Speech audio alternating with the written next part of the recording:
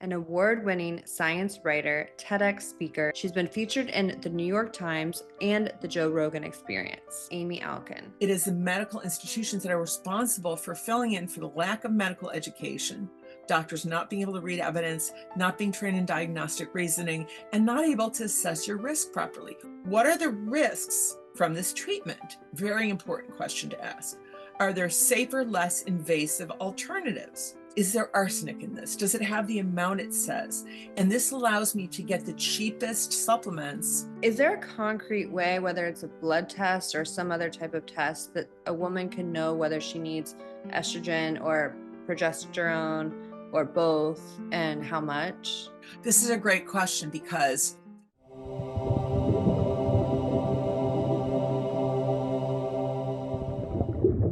Today's guest is Amy Alkon, an award-winning science writer, TEDx speaker, and former nationally syndicated advice columnist with a fearless commitment to evidence-based truth. She's been featured in the New York Times, Time, the Washington Post, and has appeared on major platforms like Good Morning America, CNN, NPR, and the Joe Rogan Experience. In her latest book, Going Menopostal, Amy uncovers the shocking medical neglect of women in perimenopause and menopause, and arms readers with the tools to demand better care. With clarity, wit, and rigorous research, she's changing the conversation around women's health, one myth at a time.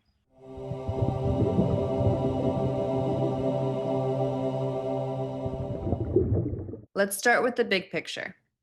What was the personal moment or discovery that sparked your journey into researching menopause and writing your book, Going Menopostal? Well, there are two things. There's the thing that happened and then my background. And the thing that happened is that I'm here in Venice, California, the most temperate place in the world. It's like 55 degrees and breezy, sea breeze in July. And I'm sitting at my desk right here, and all of a sudden I am locked in a car trunk in the Everglades. I'm so hot and uncomfortable in the most horrible way, just out of nowhere. And I realized, oh my God, I think that was a hot flash. And so, what you want to do as a normal human in that situation is go to your doctor and say, I'm uncomfortable. What should I do? Because, of course, you have one hot flash and it's followed by many others. Um, and so, but I know better than that. And this is because in 2007, I went to dinner with a science writer friend and the epidemiologist, Sander Greenland. He is the co-author of the seminal book in the field, and he's a biostatistician, and he is very focused on reforming research methodology and seeing that we root out fraud and error in research. And so he saw I was desperate to learn. I wrote a syndicated column on behavioral science-based solutions. And I just feel such a responsibility that my column is based in real evidence, that I'm not one of those agony aunties, as they call them in Britain, but there are many here who just pull stuff out of their intuition and experience because our intuition can be wrong. And so Sander began this informal process of coaching me in how to read and critically evaluate studies, how to assess them. And I'm very rigorous about this. And then at the same time, he was sending me all these articles about this horrific fraud and abuse in medicine, where someone would discover something like, say in 2002, they discovered that the laparoscopic knee surgeries for people like me, I'm 61, with wear and tear injuries, not that you have one hip, shorter than the other or longer, but wear and tear from just life. These surgeries are pointless. So you pay for them, you're out of commission, you need rehab. I mean, this is, and surgery always comes with risk. And so they're pointless. So 2002, they discover this. And then 2016, a Kaiser doctor tells me that I had knee pain, that if my pain got worse, he could perform this kind of surgery on me. And I thought, well, no, you can't, because I know better. And so this is the sort of thing that is there present in medicine more than people know, much more. So it was at that moment that you had your first hot flash, that you knew you needed to do some investigating, and you kind of went on your own path to find the answer. Exactly. So I began this deep dive It's been an 8-year deep dive. It continues now after the book is published, to look at the research on menopause and perimenopause.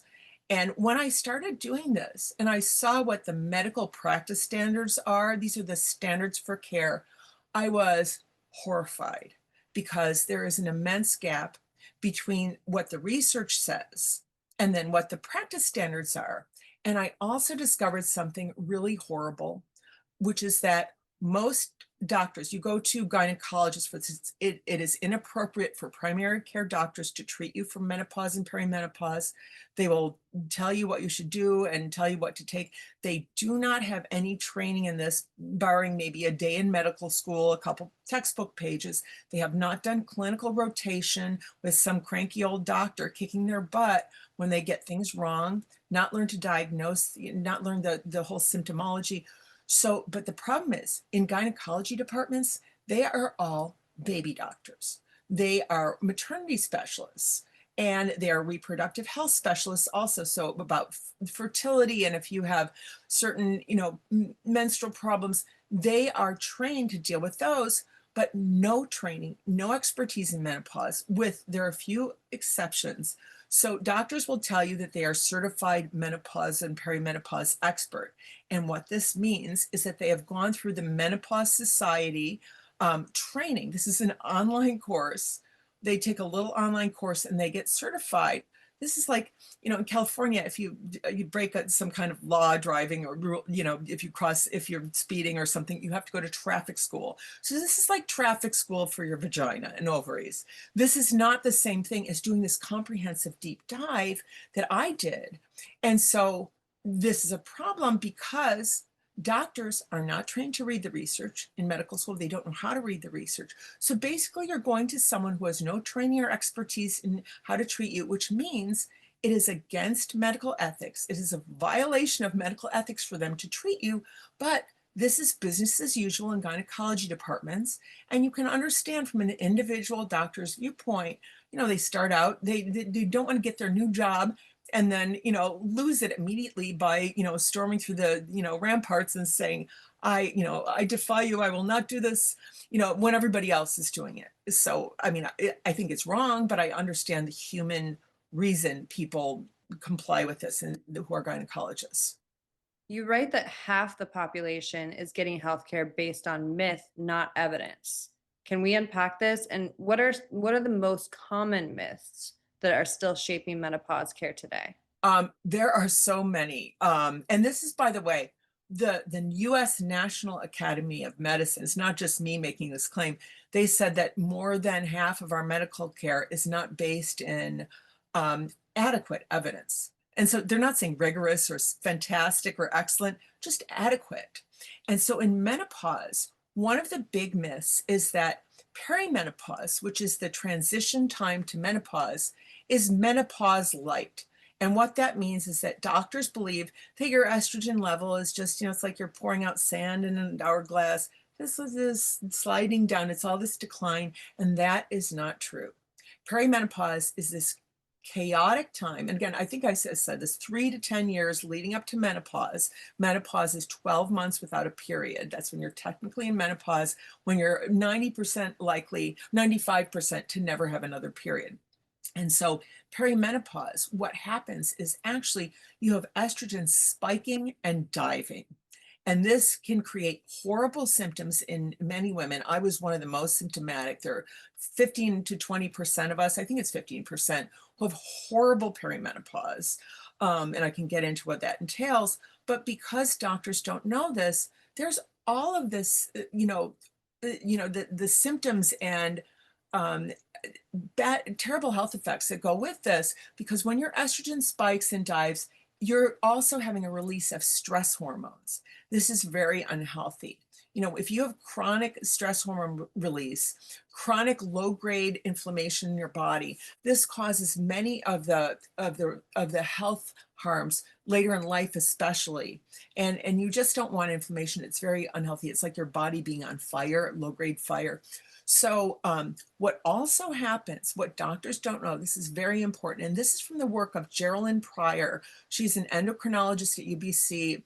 the stuff on perimenopause and progesterone in the book, progesterone being the second hormone in the menstrual cycle with estrogen, they're partners in the menstrual cycle. So progesterone is made when you ovulate. So that is when the egg sac ruptures and the egg is released. And then it goes, the fallopian tubes, they're actually not connected. They're like hands, these weird hands. They grab the egg, send it down to the uterus. And then if there's a little, dance with the sperm, it implants in the uterine wall. And, 9 months later, there's, the bun is released from the oven. Very scientific, technical description. So, when you have these estrogen spikes and dives and your feedback mechanism in perimenopause has gone awry, this is normal for perimenopause, that things start to go a little wacky. What happens is there is often no rupture of the egg from the sac. You have a bunch of wimpy runt follicles, and you have a lot of estrogen, and then no progesterone made. And the reason no progesterone is made is that progesterone is made from the litter of the sac that's left over. It's this yellow waxy stuff called the corpus luteum. And that gives you, if you have sufficient amount, you'll have adequate days of progesterone before your period starts if there's no egg and sperm meetup. And when you don't have progesterone, I describe it as, we have a lot of freeway car chases here, as rims on the freeway. Somebody driving, their tires shut out, rims. This is the way it feels mental health wise and in every way. Sleeplessness is a huge symptom, insomnia, but not just, oh, you're having a little trouble going to sleep. I woke up 5 or 6 times a night after being an Olympic sleeper. You could, normal me, old me, before perimenopause I was out, like you hit me with a large frying pan at 11 and I would wake up at 6. And unless you maybe shot a nuclear warhead into my front yard and my dog started barking incessantly, I was out. And this thing where you're tortured, just tortured, and it's terrible for health because your brain at night, that's the time when it shrinks enough that cerebrospinal fluid can wash through. This is called the glymphatic system, discovered by Macon Niergaard, wonderful neuroscientist. During the day, your brain's too swelled in your big head, especially I have a very large head, so I can picture my brain being huge and swollen, nothing can get through. You need deep sleep, healthy deep sleep, for your brain to shrink enough that it washes out all the Taco Bell wrappers and everything. I picture it like the back of a teenage boy's car, but it's neural trash. And if you don't have that, you have horrible brain fog. You can't work, you don't function. So you're having these horrible problems of sleeplessness and being exhausted. And then you're also not functioning. I mean, all of this is this snowball of horribleness, and you don't know what's going wrong because doctors don't know. And, and women don't know about perimenopause. They're increasingly knowing, but for the most part, women are pretty clueless about it. Why don't doctors know? Like, I want to go back to you talking about how there's normally not even a single doctor in a gynecology office that is trained in menopause care. Why does that gap still exist in 2025? Well, it exists because, doctors are excited to be, in the maternity area. That's like, I mean, it's like, here's a gift. Like the woman's going through all the labor pains and all the, stress and suffering, and you just get to deliver a human being. This is so exciting. And so this is one of the things that I just intuit. I don't have any research on this, that, my gynecologist, he's wonderful. I was mad at him initially in the book because I didn't understand why he didn't know things. And then when I realized, these doctors, I don't bash doctors in the book. This is the faults are with both medical institutions and medical education. And so he's kind and careful. I can tell this when someone treats you. I had a fibroid, and his whole attitude toward it, we're going to wait and see if it gets bigger, or if it's, the prudence involved. This is something I look for. And so there also just hasn't been an emphasis on menopause and perimenopause, in part because of the fraudulent and distorted Women's Health Initiative study that was announced as if it applied to healthy women in 2002, which the research did not. They tested estrogen on very old, also younger, but old 79-year-old, 72-year-old women. are not going to the doctor for, hey, can I get something for my hot flashes, number one. And also, you need to take estrogen within this critical window, it's called.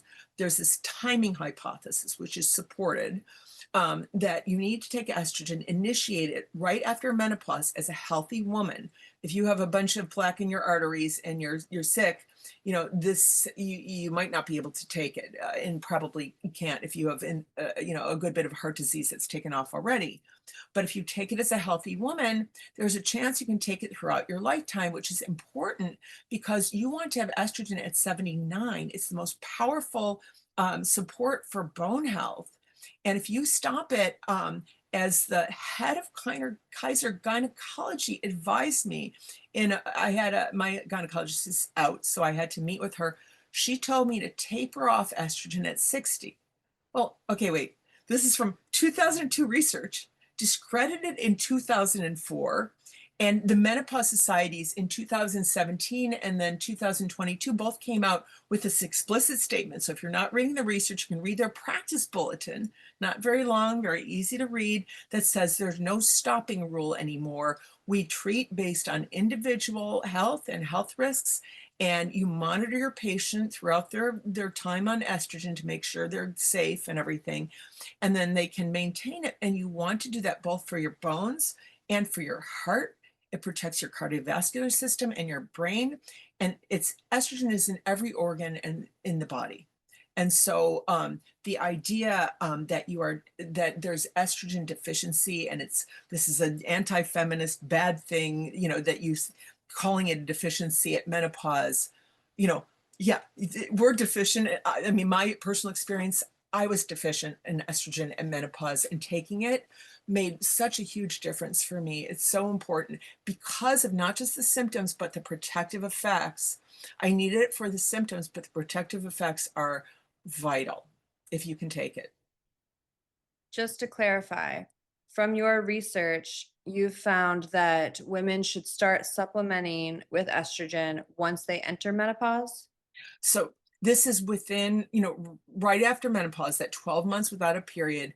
Um, some women might be able to take it in perimenopause, but it's not a good idea because you don't know what your, where you stand in terms of estrogen spikes and dives. And for me, it would have been a horrible overdose. Of course, the then head of Kaiser Gynecology suggested, why aren't you taking estrogen? And I thought, because I'm in perimenopause and my problem is not lacking estrogen. Most women, unless there's some rare conditions, but women do not lack for estrogen in perimenopause.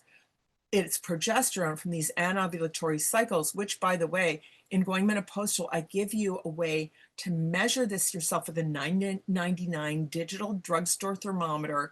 You just take your temperature, first morning temperature. It's called quantitative basal temperature taking. This is from research by a guy named Rudy Volman in the 70s, but Geraldine Pryor, that endocrinologist at UBC, she and her colleagues came up with this test because you can't just go to your doctor with what I say in the book. I've written science in everyday language so you can understand it and choose based on your values. Some women will not want to take estrogen, and I tell you how to be healthy without that.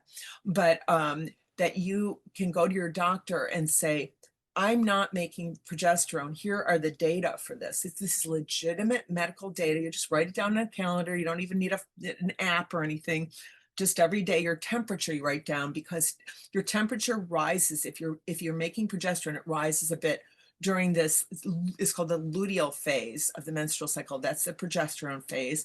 And so you can say to your doctor, here's the science, I want this drug, and they can say, well, no.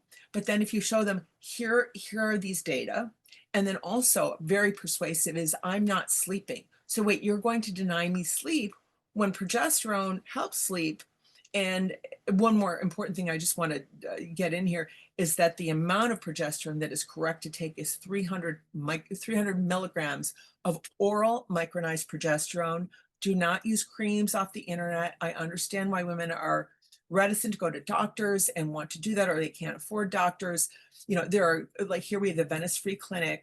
you can really, if you work at it, you can find free medical care where you are. Planned Parenthood probably provides it, and get a prescription, like through telemed, that's not expensive. 300 milligrams of the oral micronized progesterone will protect your breasts and your uterus, your uterine lining called the endometrium, and from cancer, from estrogen causing proliferation of cells that can turn into cancer. And these creams do not do it. And it is terrible. And compounding pharmacies, unless they're certified, and the people who are creating like pellets and things, you don't know what's in them. You don't know their effectiveness. And FDA approved drugs, for all that the FDA is awful on many levels, but they are really good at regulating drug manufacturing, except for generics from India. Don't take those either. And so you're getting the drug it says on the label and the amount it says. And this is vitally important. You're not getting Viagra with your progesterone, which you can be. If you take drugs from India, per Catherine Eben's book, Bottle of Lies, the Indian generics industry is terrible. So look to make sure, if you find out where your drug is from, look for the manufacturer and see if it's made in the US ideally, or in some country where they have regulations and they aren't just hiding the dirty, contaminated containers when the FDA person arrives, and they give them notice in India. Oh, we're going to come inspect on this day. In America, they show up. So this is why, another reason why it's safer to take drugs that are not from India. And Mm. China also, I would not do. Such an important disclaimer. Yeah, because there's not a lot of regulation on some of those things, and you really got to know the sourcing of what you're putting in your body. This is so interesting though. Okay, so is there a concrete way, whether it's a blood test or some other type of test, that a woman can know whether she needs estrogen or progesterone or both, and how much? This is a great question, because women get really mad that doctors say, no, we're not going to test you. Legitimate doctors say this for estrogen or progesterone, to get your levels. It is done based in symptoms. And I want to get into later the symptoms, viewing symptoms as disorders error, but this is a case where this is necessary because estrogen, for example, is pulsatile. What that means is that it goes out in pulses, like whoosh, whoosh, and every 20 minutes, your estrogen level changes, or maybe more often. So if someone takes a level on you, is it your spiking estrogen level? Is it your baseline? There's no consistent level, the way other substances in our bodies can be measured. And so this is during perimenopause. And all these tests, I wrote about this. There was one from Everlywell. I used this as an example, but all these companies, you see the testing companies, they offer this perimenopause test.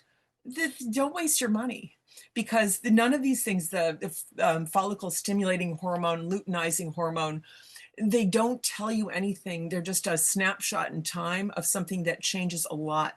And in menopause also, these tests are not given. It's 12 months without a period, and then symptoms. But the thing is that taking estrogen, whether or not you have symptoms, we've discovered, we're seeing that it's so protective. The bone effect is the strongest. So there's the best evidence for that, to the point where menopause societies actually say, that this is, protecting the bones is a reason to take estrogen.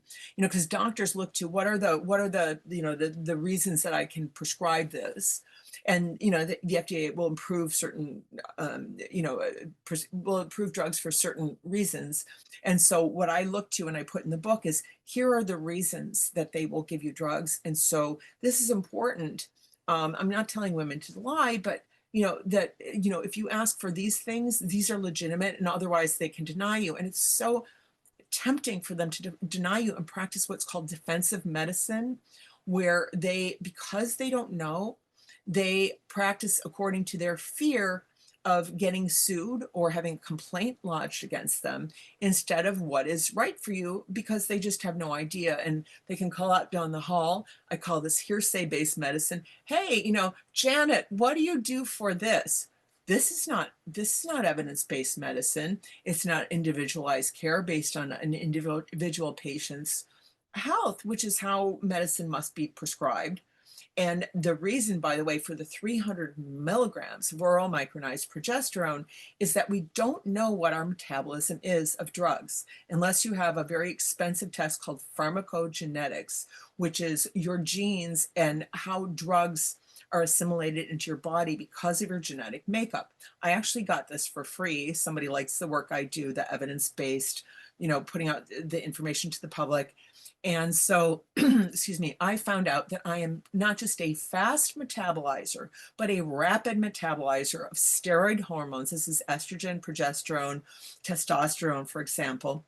And so what that means is that it's the CYP3A4 liver enzyme that my genetics mean that more than half of the estrogen I take just whoosh, gets sails out of my body, never gets to my cells, my tissues, my bloodstream, well, no, it gets in your bloodstream, but it doesn't get assimilated into your body. And so I need more estrogen, it's estradiol. Estrogen is the generic name for all the different estrogens, but estradiol is the hormone your body produces. Your body produces progesterone also. And so what's happening to me now, the head of Kaiser Gynecology, about 8 doctors, they're all denying me the estrogen I need. I need basically a double dose because what I should be getting, I use a 1 milligram, or it's actually, sorry, it's the 0.1 milligram, which is 100 micrograms of Climera estradiol. I have a patch on my butt because butt is where you get the most hormone, as opposed to the abdomen. Put it on once a week. Some are 2 times a week, other patches. And so because my individual health means I get less than half, and this is documented because I did have a test in menopause just to find out baseline estrogen. And so this changes throughout the week as you're using a patch. But it was just to get a general idea. And so I'm getting less than half of the pharmaceutical minimum listed for this drug. So that's like the end of the week, it's the bottom amount.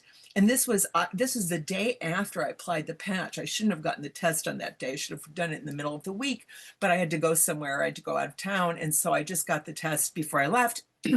And so they have documentation showing them that I have this, I'm getting very little of the estradiol I take, and also that I have symptoms. I have hot flashes. So they're supposed to treat you according to symptoms, and I know that. So I've said this, and it's documented from my doctor, he's away until August. Oh my God, I wouldn't have this problem because he's great. He listens to the science. He's a great maternity doctor.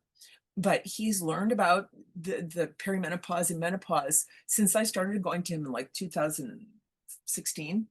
And he's terrific because doctors who don't know, who listen, and I urge women to take screenshots of my book, Going Menopostal, and say, here's this, here are these facts, because I source the science, but it's in everyday language. So a doctor can understand it. There's not that feeling where, if you're reading something you don't know, and you're supposed to be an expert, where you might want to pretend you know. And so it's all there on the page. They don't have to pretend anything. They don't have to feel unsafe because they don't have to pretend. And so you're more likely to get care from an informed doctor like that than one who is afraid and ignorant. And so these are some of the problems that come up, where this is not how modern evidence-based medicine is supposed to be. You're supposed to treat an individual, and the head of Kaiser Gynecology tells me, I'm not comfortable providing with the super physiologic dose. That means more estrogen than your body would have. But okay, you see, I get less than half. So for me, using 2 patches, and my gynecologist, he had suggested this. This was his brilliant idea, and I thought, oh, that's a great idea, And so he left. He's out. Who's out. I only made an appointment with him, and was saying, hey, can we up my prescription after he left? So this is why I have this problem. And here's this woman. I mean, she's practicing medicine out of like ignorance and fear. And how dare she? Because this is my health. I need this amount for estrogen to maintain my receptors in my endothelium. This is the lining of your arteries. And if you take estrogen at menopause, they're preserved. And this means you can have estrogen protecting your arteries. Estrogen is wonderful for our cardiovascular health. And when it declines at menopause, that's when we start to see women having the cardiovascular disease that men do. We catch up to men once we start losing the estrogen protecting us throughout the rest of our lives. Is there a way that we can promote healthy estrogen levels naturally by maybe exercise or some type of diet? Not really. Nothing's really meaningful. No, you need to actually take estrogen, and the diet and exercise measures are vitally important if you want to have long-term health and not suffer. There are ways to eat and exercise that I bring out in the book, to eat basically a well-formulated low carb diet. Actually eat a carnivore diet now, and I take some supplements to make up for manganese and a few other things that I would miss from eating vegetables. And I basically eat like a dolphin. I eat mostly fish and some hamburger and eggs and butter, and I can never say this right. G GHEE is clarified butter from India. You want to get organic, pasture raised, cows, ghee.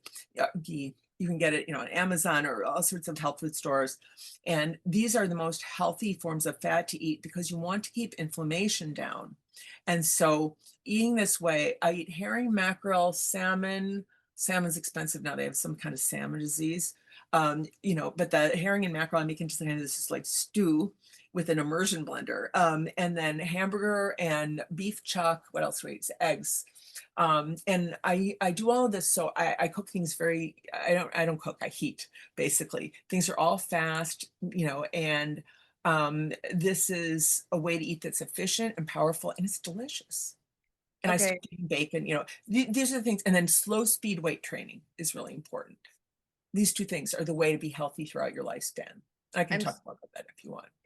definitely, I'm stuck on salmon disease that just kind of got put in there. What do you mean Yeah, there's salmon disease? I didn't really look at it. I just saw, because I get my food since I get things delivered from Amazon Fresh, all my groceries. And Mhm. so I just saw, what the hell? Because I was getting it, for like, I wait till salmon was on sale, like for $4 for 12 ounces, buy a bunch, freeze them. And all of a sudden it was like $9 all the time. And I was like, what happened? And it's all expensive all of a sudden.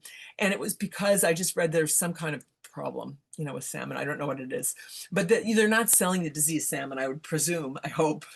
Um, Right, right. and so, these are the things where my health is so important that you figure out different ways. So I eat the mackerel and herring I get canned mackerel. It's like 12 cans for $23, and they're huge. They're 15 ounces each.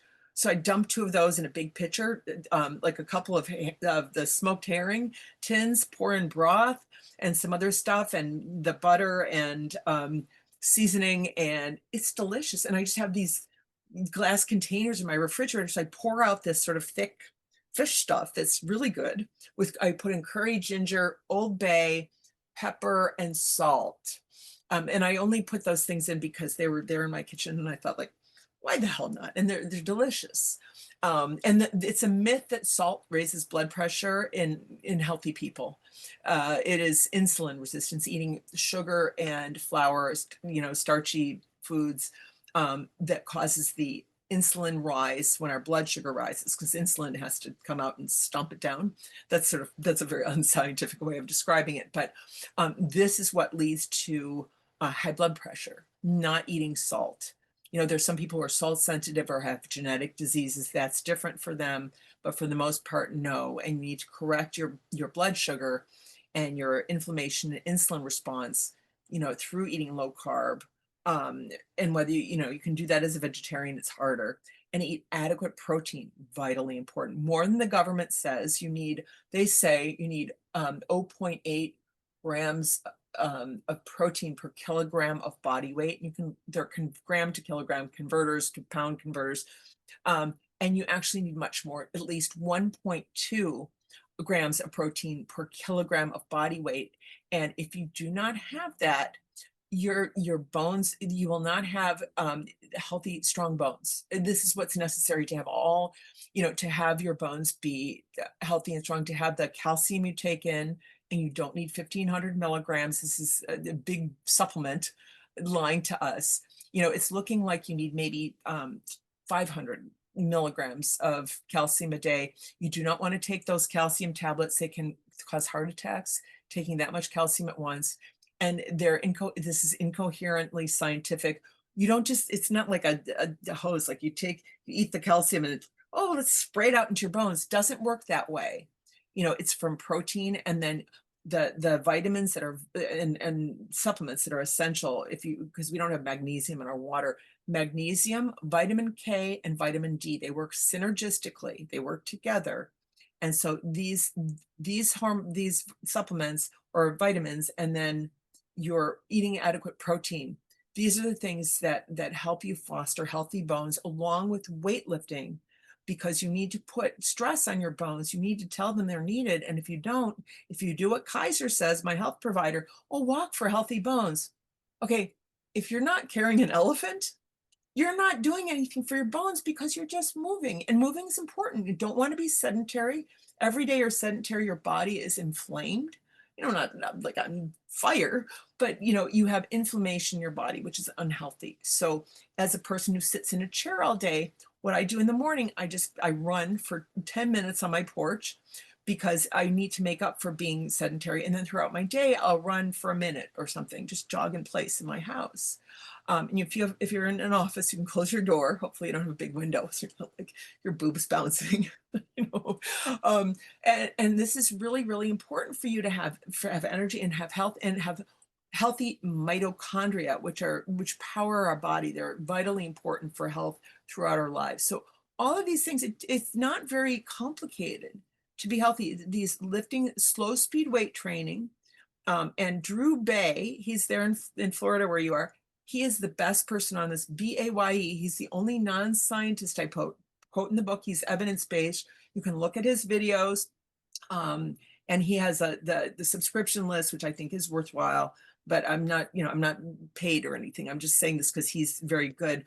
And he shows you how to be safe and everything. Slow speed, so you lift 5 seconds up, 5 seconds down, till you have what's called muscle failure. And you do like 10 reps. You want to use weights heavy for you, not those cute little pink weights. And when you have one more rep where you can't do it without squirming, that's unhealthy. You can be injured. That's muscle failure. And what happens is you're creating tiny tears in your muscles, that over the day of them being repaired, that's creating muscle strength and health. And what you do for muscle, you do for bone. So this is all simple, and medical providers should know this and tell you, and not tell you to walk. It's like, yeah, walking's nice, important, good for you, does a lot for you, but it doesn't do anything for your bones. I have one quick follow-up question to that, to the calcium comment. You said that we need, I believe you said 500 milligrams per day. That's sort of, you know, we're looking at that based on, there's Mel Connor, who did research on hunter-gatherers alive today. So they're like the ancestral people. Because they're living that same lifestyle, you know, no iPhones or anything, nothing but, you know, the same hunter-gatherer life that humans had for you know, millions of years. And then Walter Willett, who I have some problems with his research at Harvard, and some other people. This is from a number of sources. I don't just go from one source. This is very important. I learned this from Sander. You look for a body of research. You know, you also need to look at the methodology, but that's important. And so it's looking like you maybe need like 500. You could be safe at like 750, but you're getting this from food. If you're eating, there's a likely chance, if you have dairy in your life, or if you're eating greens, that you want to be careful of eating things with oxalates. I can never say that. You Athletes. know, So that's my question though. So if someone doesn't eat dairy, and you said that you don't want to take calcium supplement because it's too much dairy or too much calcium at once, how can someone get their calcium? oh, so, you know, for example, in fish, I believe that fish, I think I could look this up, but if you look at the foods you eat and see if there's calcium in them, you know, you'll see that you probably already get enough calcium. Um, and there's a wonderful site called myfooddata.com. So myfooddata.com. I think it's not .org, I think it's .com. and you can look up there the foods you eat, and so you can set the thing up to look at calcium in foods, and I think it does that naturally. And you'll see, and I use that to find out the inflammatory level of foods, omega-3 versus omega-6 fatty acids. We need both, but you get omega-6 just from opening your mouth and putting food in, basically.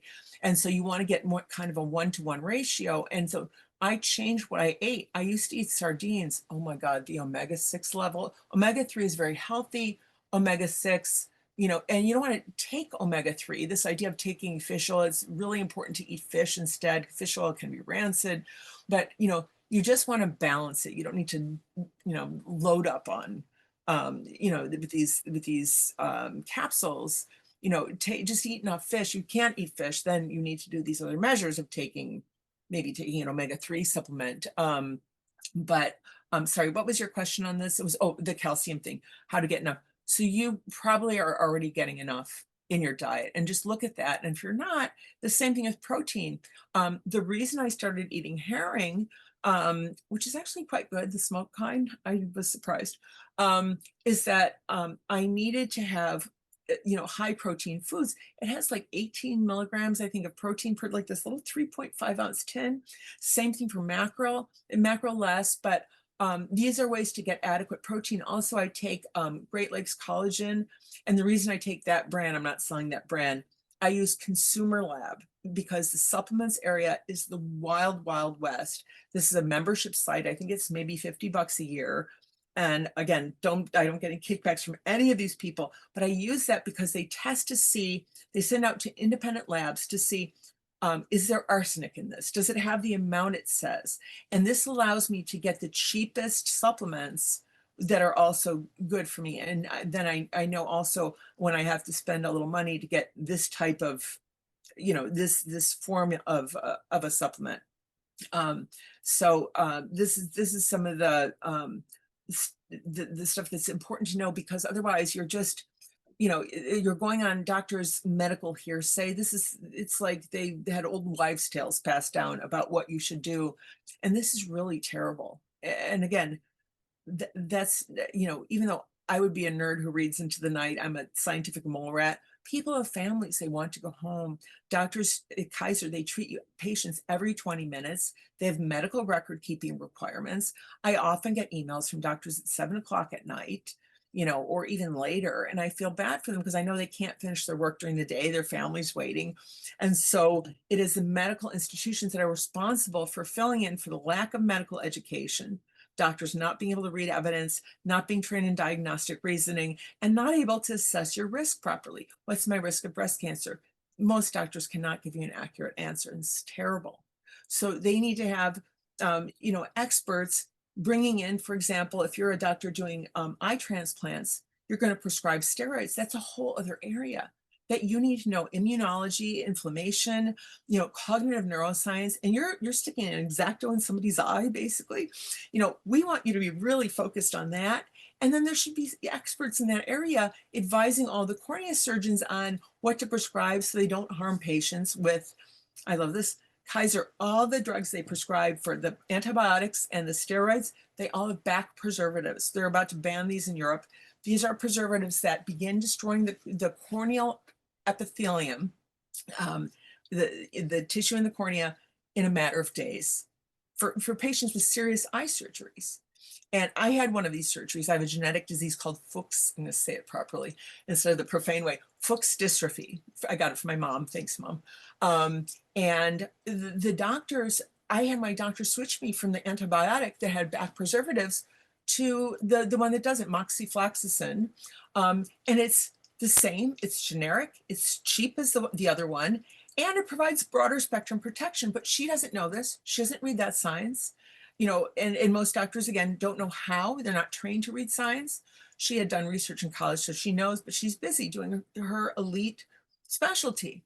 And she was annoyed too that I asked for her to change that and change the steroid to a less systemic one, because steroids are really bad. The corticosteroids, they destroy your bones. They harm you in terms of insulin resistance in your eye. They raise your glaucoma risk for raising pressure. I mean, it's crazy how little science there is in every area of our medical care. Unless Mhm. you know the science, unless you're a nerd. I mean, it shouldn't take being me, because I'm really nerdy. I mean, I read science all day and all night. Not everybody's like that, and you shouldn't have to be. We need people doing other jobs, besides this.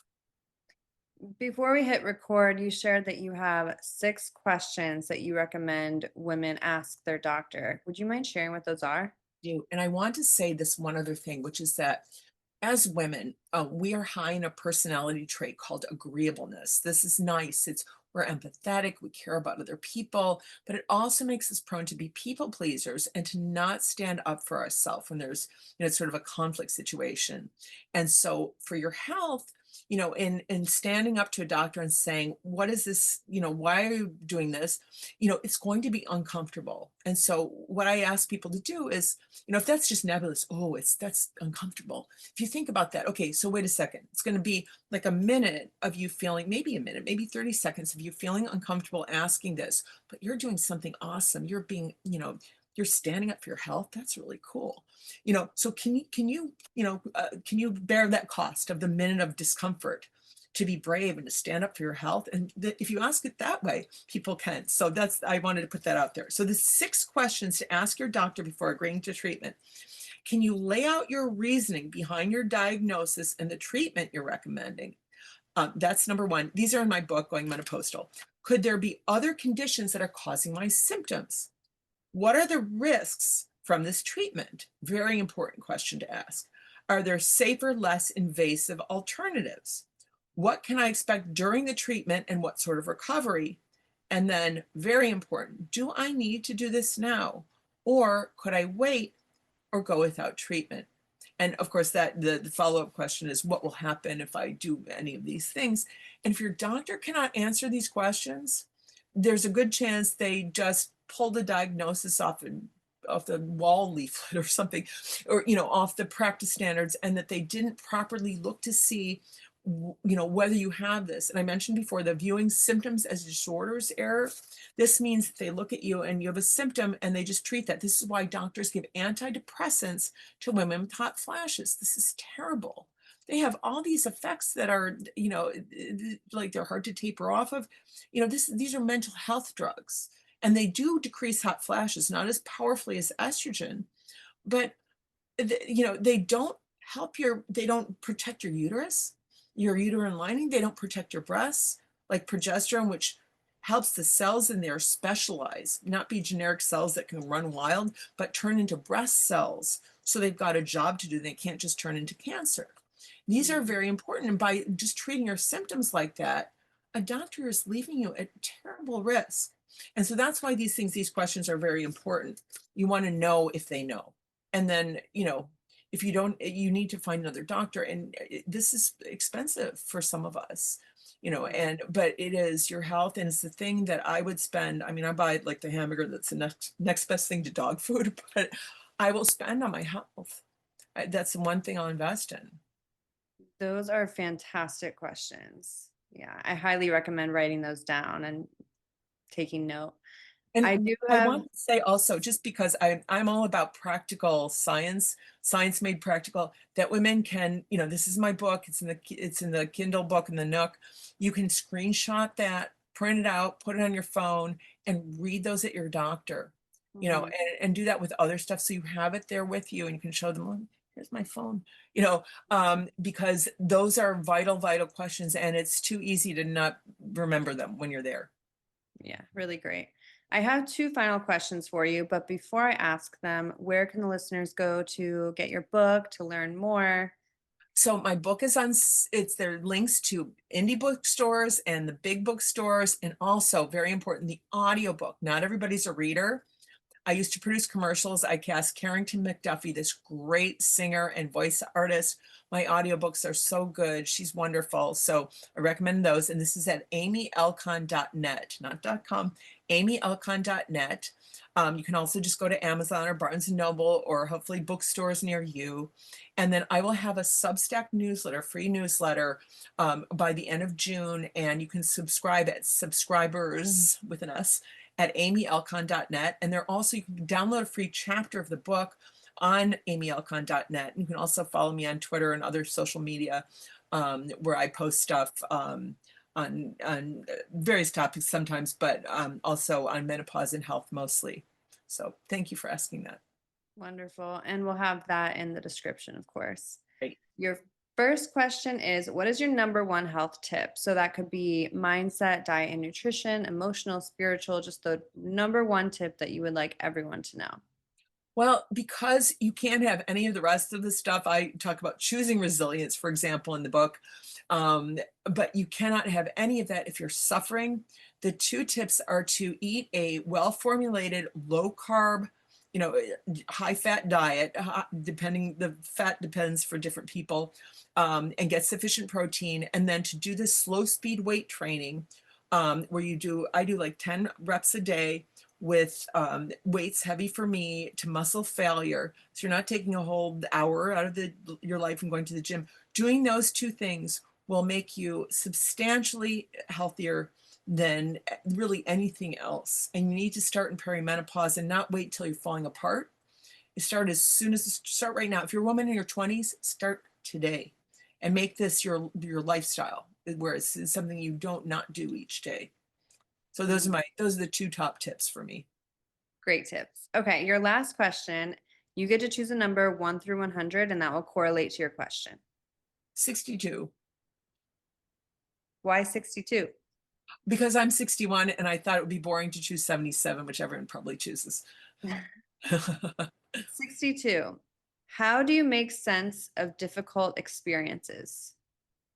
How do I make sense of difficult experiences? I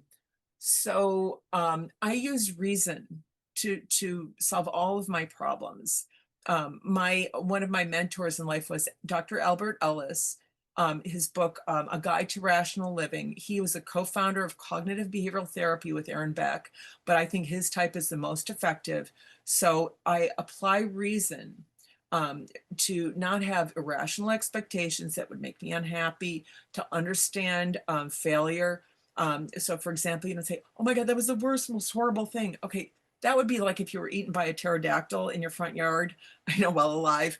That might be the worst, most terrible thing. But this is merely a thing that's the bummer, and you prefer didn't happen. And looking at it that way, since you're not sitting there, it's called awfulizing. Then you can say, okay, big bummer, and now what should I do? That's the important thing, is the what should I do? And by being rational, you can look that way. And you can also do something very important, which is to call on friends and experts to know when you don't know. And I do this. My friend Virginia, I had some problems with, something. And so she came over yesterday and was on a Zoom call with me. Like, here's my big sister. And you need someone when you're emotional and not thinking rationally. Sometimes you need somebody to, slap you. Mhm. Basically, she said metaphorically, Yep. but that's important to know when you don't know and ask for help. So Mhm. that's the project there. I love how solution oriented you are too. And you're that way in your work too. You've written many books now at this point. You've My fifth. Going Menopause was number fifth 5. book. Wow. You've had an advice column. You've been on all kinds of different national programs on TV and podcasts. You're doing extraordinary work. And I just thank you so much for sharing it with the world and coming on the podcast and sharing it with my listeners.